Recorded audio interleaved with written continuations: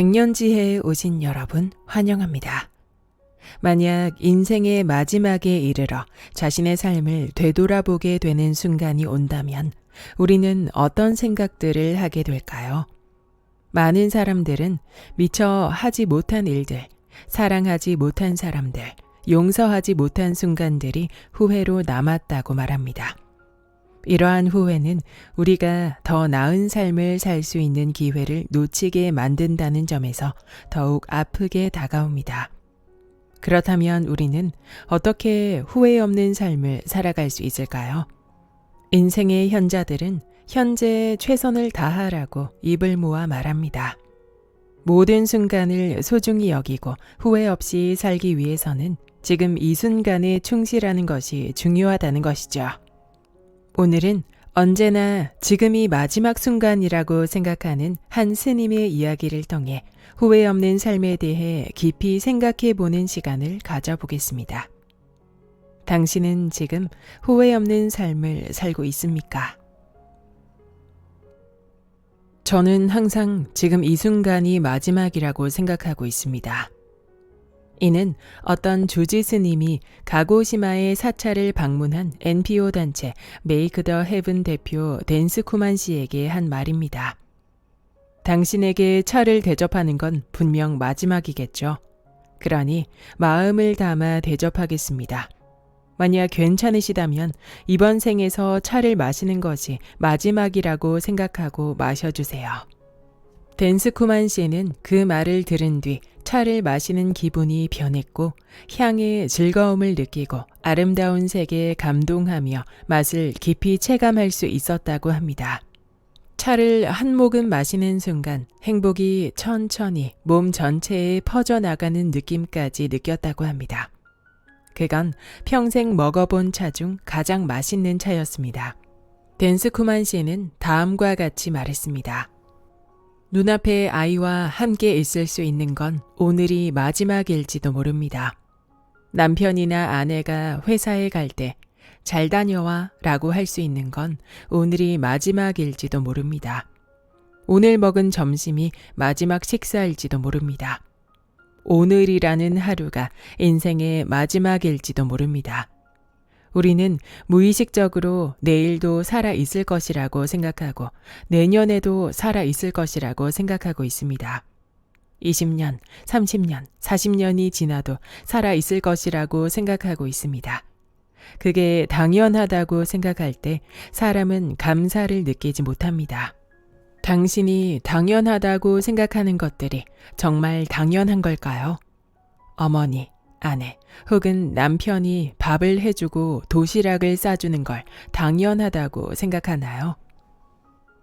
디즈니랜드의 스태프들은 눈앞의 손님이 디즈니랜드에 오는 건 이게 마지막일지도 모른다 라는 일기일희의 마음으로 일한다는 이야기를 들은 적이 있습니다.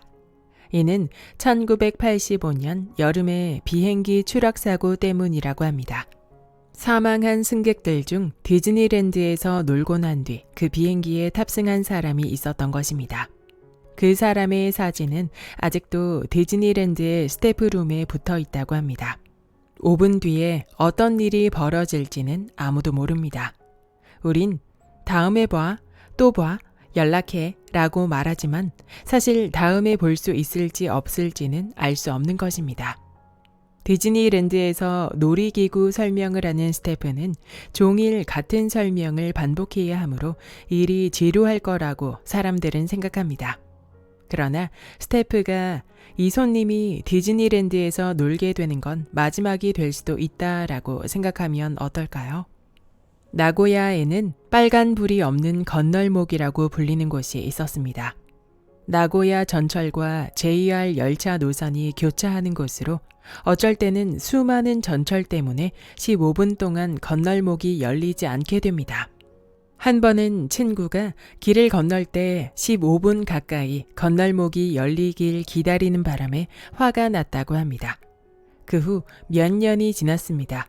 친구는 그 건널목이 철거되어 없어졌다는 소식을 신문에서 접했습니다. 이제는 그 건널목을 더 이상 건널 수 없게 되었다는 사실에 친구는 그때 15분을 기다려서 다행이었다고 생각했다고 합니다. 이게 마지막이라고 생각하면 15분 정도는 건널목에서 기다릴 수 있다는 겁니다. 오늘 작별할 줄 알았다면 싫어하는 사람이라도 조금은 용서할 수 있을까요? 지금 하고 있는 일이 당신의 마지막 일이라면 이를 손에서 놓을 수 없을 겁니다. 오늘이 마지막이라고 생각하면 감정에 휩쓸려 아이를 심하게 꾸짖지 않을 겁니다.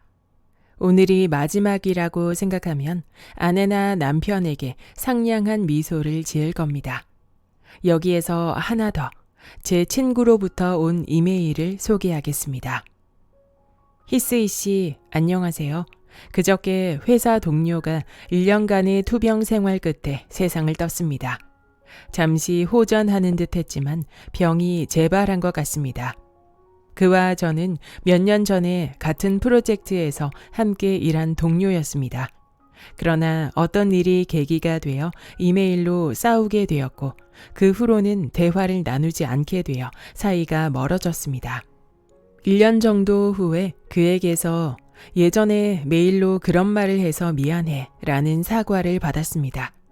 하지만 아직 제 마음에 앙금이 남아있어 그 메일에 답장을 보내지 않았습니다.